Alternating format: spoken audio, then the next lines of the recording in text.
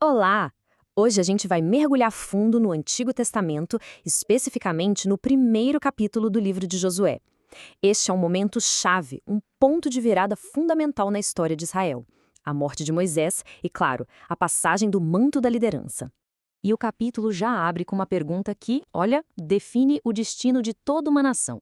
Pensem bem, Moisés, o grande libertador, o único líder que aquele povo conheceu por 40 anos no deserto, ele está morto. Então a grande questão que fica no ar é: e agora? Como seguir em frente? É nesse clima de incerteza total que a nossa história começa. Para a gente entender direitinho como essa transição acontece, vamos dividir nossa análise em 4 partes bem claras. Primeiro, a comissão divina. Depois, a promessa e sua condição. Em seguida, a ordem para marchar. E para fechar, o pacto de unidade. Vamos começar então com a primeira parte, a comissão divina.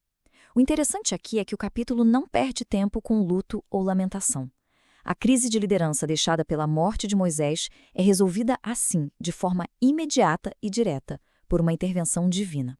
O texto bíblico começa com palavras muito solenes e diretas. Vamos ouvir com atenção o que diz a passagem.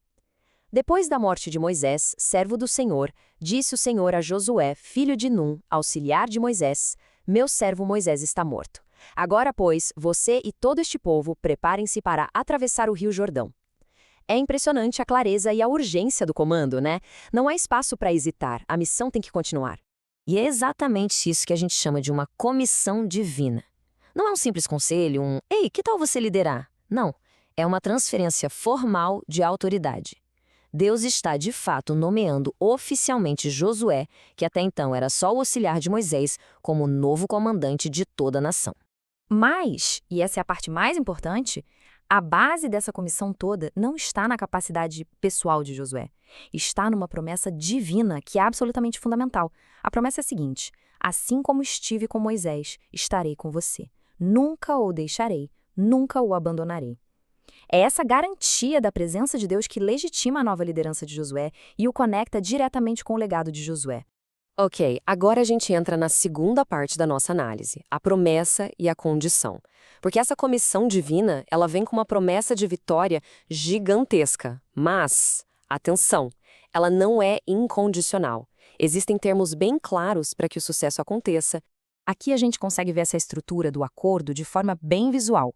De um lado, temos as promessas de Deus, vitória sobre a terra, ninguém vai conseguir resistir a eles, e a presença constante dele. Mas do outro lado, vêm as condições. E quais são elas? Tenha o cuidado de obedecer a toda a lei. Não se desvie dela nem para a direita nem para a esquerda. E medite no livro da lei dia e noite. Ou seja, o sucesso não é algo garantido de bandeja. Ele é uma consequência direta da fidelidade. E tem mais. No meio de todas essas instruções, uma frase se repete. E não é uma, nem duas, mas 3 vezes, quase como mantra. Seja forte e corajoso. Isso é muito mais que um conselho de vai dar tudo certo. É uma ordem, um comando para fortalecer o espírito de Josué. Porque, convenhamos, a tarefa dele era gigantesca. Essa repetição é quase um reforço psicológico para o novo líder. Beleza, então a gente chega na terceira parte, a ordem para marchar. E a pergunta é: como é que Josué reage a essa comissão, a esse peso todo? Ele fica paralisado pelo medo? De jeito nenhum. Pelo contrário, ele imediatamente transforma a ordem divina em ação. Ação prática, humana. E a ação é imediata mesmo. Josué não perde um segundo. Ele estabelece um prazo muito claro e super urgente. 3 dias. Pensem só, em apenas 3 dias, uma nação inteira precisava estar pronta para se mover. Isso mostra a seriedade e a rapidez com que ele assumiu o comando. E aqui, a gente tem a primeira ordem dele como líder, dada aos seus oficiais. E a clareza é impressionante. Ouçam só: percorram o acampamento e ordenem ao povo que prepare as provisões, pois daqui a 3 dias vocês atravessarão o Jordão para tomar posse da terra que o Senhor, o seu Deus, lhes dá. É a liderança em ação, de forma decisiva e sem rodeios. Mas a liderança dele não para na ordem geral. Josué mostra que também tem atenção aos detalhes, à estratégia. Ele fala especificamente com as tribos de Ruben, Gade e a meia tribo de Manassés. Por quê? Porque eles já tinham recebido suas terras, mas Josué faz questão de lembrá-las da promessa que fizeram a Moisés, de que lutariam junto com seus irmãos até a conquista final. Esse é o movimento crucial para manter a nação unida nesse momento tão delicado. E tudo isso nos leva ao clímax do capítulo, a nossa quarta e última parte, o pacto de unidade. A liderança foi estabelecida, as ordens foram dadas. Mas a grande questão era, e o povo? Como o povo, que só conheceu a liderança de Moisés por 40 anos, ia reagir a um novo comandante? E a resposta do povo é simplesmente unânime e poderosa. É um verdadeiro juramento de lealdade. Eles declaram o seguinte: tudo o que você nos ordenar faremos, e aonde quer que nos enviar, iremos. Assim como obedecemos totalmente a Moisés, também obedeceremos a você. Com essa declaração, eles estão formalmente transferindo a lealdade que tinham por Moisés para Josué. Só que tem um detalhe muito interessante aqui. Assim como Deus colocou uma condição para Josué, o povo também coloca uma condição. A lealdade deles está diretamente ligada àquela mesma promessa divina que deu a Josué a sua autoridade.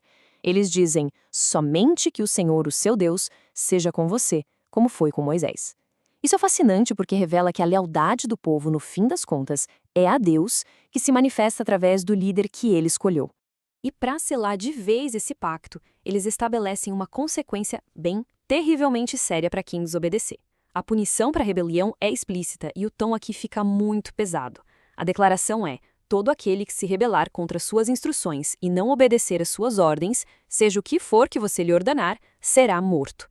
Isso mostra o peso absoluto do compromisso que eles estavam fazendo. Não havia margem para erro ou dissidência. E o capítulo termina de uma forma que é lindamente simétrica. O povo pega as mesmas palavras que Deus disse a Josué e as devolve para ele. Eles não só prometem obediência, mas também encorajam o seu novo líder. Eles dizem, somente seja forte e corajoso. É uma mensagem poderosa de apoio mútuo, mostrando uma nação e seu líder unidos pela mesma ordem divina. Então, resumindo, o cenário está todo montado. A transição de poder foi um sucesso. O líder foi comissionado, o povo está unido e a lei é o guia de todos. A grande pergunta que fica e que vai nos levar para o próximo capítulo é: com tudo isso no lugar, qual será o primeiro passo para de fato conquistar a Terra Prometida?